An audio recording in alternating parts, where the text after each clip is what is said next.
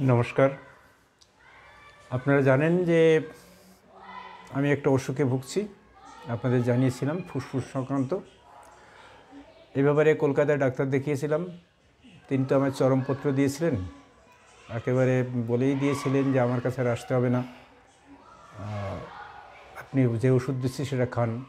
যে ওষুধটা দিয়েছিলেন সেটা মূলত ক্যান্সারের ওষুধ, লাং ক্যান্সার, বলেছিলেন লাং ফাইব্রোসিস। তা আমি কয়েকজনের সঙ্গে পরামর্শ করেছিলাম, তারা বলেছিল যে তারা বলেছিলেন যে তিনি এই সিদ্ধান্তে কীভাবে পৌঁছলেন আমরা বুঝতে পারছি না, হতেই পারে, তবে আমার মনে হয় একটা সাজেশান নেওয়া ভালো। তা আমি তখনই ভেবেছিলাম ব্যাঙ্গালোরে আসব, কারণ আমাদের অনেককেই শুনেছি কঠিন রোগের ক্ষেত্রে ব্যাঙ্গালোরে আসে চিকিৎসার জন্যে। আমি সেই ব্যাঙ্গালোরে যাবো, সাউথেই যাব। তার আগে আমি যখন যোগাযোগ করতে চেষ্টা করছিলাম, আমাদের এক বন্ধু কাম সিনিয়র মানুষ, শ্রদ্ধেয় ব্যক্তিত্ব, তিনি বললেন যে আপনি বরং একবার এখানের একটু দেখান। পালমো কেয়ার বলে একটা ইনস্টিটিউট আছে পালমোলজির উপরে নিউ টাউনে, সেখানে দেখাতে বললেন যে সেখানে দেখিয়ে তারপরে আপনি সাউথের ব্যাপারে সিদ্ধান্তটা নিন। দেখালাম, তিনি দেখলেন, কিন্তু তিনি দেখে ওই চরমপত্রটা দিলেন না। তিনি বললেন যে মনে হচ্ছে অত সিরিয়াস নয়, কিন্তু আমি এক্ষুনি কোনো সিদ্ধান্ত নিচ্ছি না, আমি সিদ্ধান্ত নেব আরও 3 মাস বা 3 মাস 3.5 মাস পরে আবার আপনি আসবেন, আবার স্ক্যান হবে, সিটি স্ক্যান কোথার থেকে করতে হবে বলে দিলেন, সেটি সিটি স্ক্যান করে নিয়ে আসবেন, আমরা তখন সিদ্ধান্ত নেব কী হয়েছে। তবে মনে হচ্ছে এটা ওই কোভিড সংক্রান্ত সমস্যা, অর্থাৎ 2021 সালে কোভিড হয়েছিল, সেই সংক্রান্ত সমস্যা, তারই রেশ রয়ে গেছে। এটা তিনি এই অবজারভেশনটা জানালেন। আগের ডাক্তারবাবু বলেছিলেন যে আপনার দিন শেষ, মানে তিনি বলেছিলেন আপনাকে আর আসতে হবে না, এই ওষুধটা যতদিন বেঁচে আছেন এই ওষুধটা খান। তার মানে আমাকে চরম নির্দেশে দিয়েছিলেন, ইনি সেটা বললেন না। কিন্তু ওর পরে আমরা ভাবলাম যে সেই সাউথে যখন কথা উঠলো, দুজন দুই রকম বললেন, একটু সাউথ থেকে দেখিয়ে আসি, যদি দ্বিতীয়জন ঠিক বলে তাহলে মনে একটু জোর পাবো। আসলে নিজের মৃত্যুর কথা ভাবতে গিয়ে খারাপই লাগে, কার ভালো লাগে? আত্মীয়স্বজন সবাই থাকতে, পরিজন থাকতে এই অবস্থায় ভাবা যায় না, কষ্ট হয়। এত সুন্দর পৃথিবী ছেড়ে কে আর যেতে চায় বলুন? আমার ইচ্ছে করে না। যাই হোক, যে কোনো একদিকে ভারী, 3 জন হলে একদিকে তো মতামত ভারী হবে। আমি ব্যাঙ্গালোরে এসেছি, এখানে দেখিয়েছি মণিপাল হাসপাতালে। মণিপাল হাসপাতাল প্রথম, যে এখানে 3-4টে আছে মণিপালের হাসপাতাল আছে, তার ভিতরে প্রথম যেটা হয়েছিল হ্যালের পাশে, হ্যাল যে এলাকা, সেখানে দেখালাম। খুব ভালো ব্যবস্থা। আমি কিছু ছবি টবি আপনাদের দেখাবো এর পরে সবার শেষে, কিন্তু সেটা তো কোনো বক্তব্য বিয়ার করে না। যেমন ভালো ব্যবস্থা বলতে কি বুঝি, আমি বাংলা বুঝি, হিন্দি বা ইংরাজি বুঝি না, সেই জায়গাতে কী হবে দেখবেন, আপনি হাসপাতালে ঢোকার সঙ্গে সঙ্গে আপনাকে বলে দেবে আপনি কোন ডিপার্টমেন্টে দেখাতে চান, কী বিষয়ে দেখাচ্ছেন, আপনাকে সে জায়গাটা তারা দেখিয়ে দেবে। আর সেখান যেতে দেখবেন যে মাঝে মাঝে হাসপাতালের পোশাক পরে কিছু ছেলে বা মেয়ে দাঁড়িয়ে আছে। আমি ভাবছিলাম প্রথম দিনে ভালো, এটা বোধহয় এমনি এরা ঘোরাফেরা করে, দাঁড়িয়েছে, ফোনে কথা বলছে।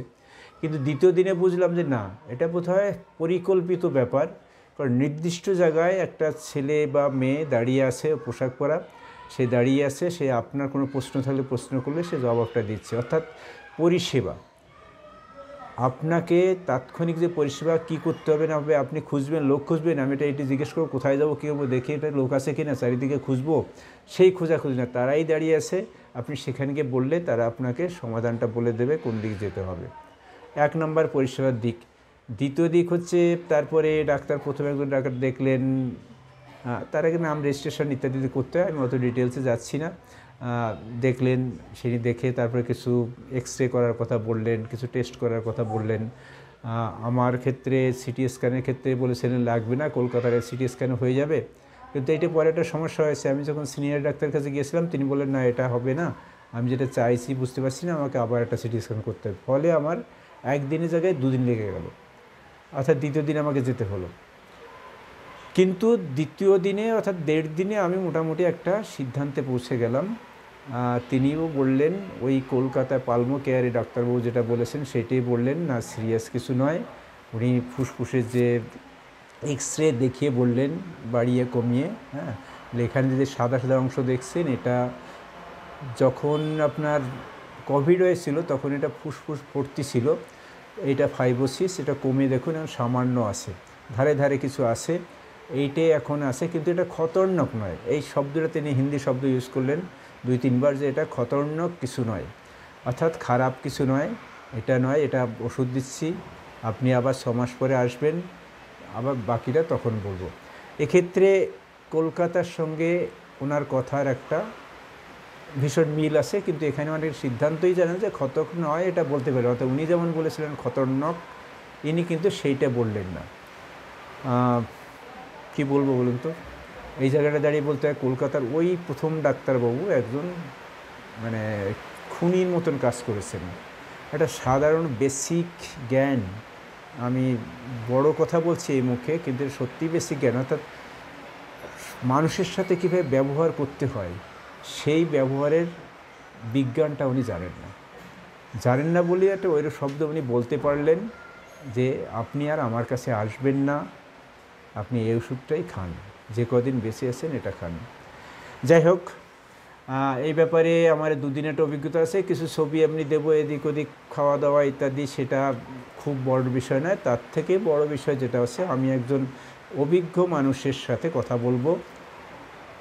তিনি একজন খুব প্রতিষ্ঠিত ইউটিউবার, ব্যাঙ্গালোরের উপরে প্রচুর ভিডিও করেছেন, বিশেষ করে চিকিৎসার উপরে, হাসপাতালের উপরে, বলা যায় ব্যাঙ্গালোর বিশেষজ্ঞ তিনি এ ব্যাপারে আমি জানতে চাইব যে সরকারি এবং বেসরকারি হাসপাতালের ভিতরে ফারাক কি, চিকিৎসা ফারাক আছে, আয় ব্যয় ফারাক আছে, কোনটা কি আমরা জানতে চাইব। চলুন আমরা তার কথা শুনি। বিশ্বাসকে আপনারা তাকে অনেকেই চিনে থাকবেন, তিনি একটা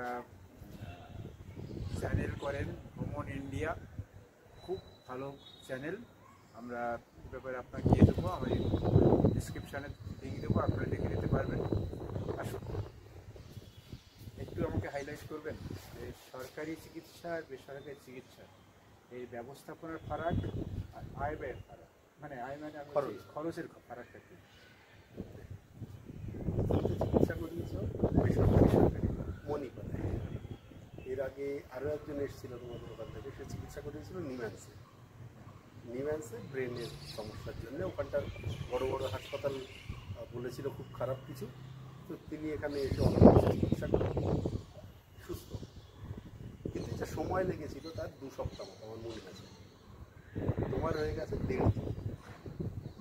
পার্থক্য এটাই, সে যেখানে দেখিয়েছিল নিম্যান্সে, দেখিয়ে তার আমার মনে আছে বলেছিল 3.5-4 টাকা করে ওষুধ খেতে। সরকারি, ওটা সরকারি, এটা বেসরকারি, ওটা সরকারি, এটা বেসরকারি। এর কথাটা উত্তরও পেয়ে গেলাম। আর ওখানটায় নিম্যান্সে আমার মনে আছে 50 টাকা রেজিস্ট্রেশন, তারপরে সামান্য কিছু টাকা। এখানে 400 টাকা রেজিস্ট্রেশন, আর ওখানে 20 টাকা ডাক্তার,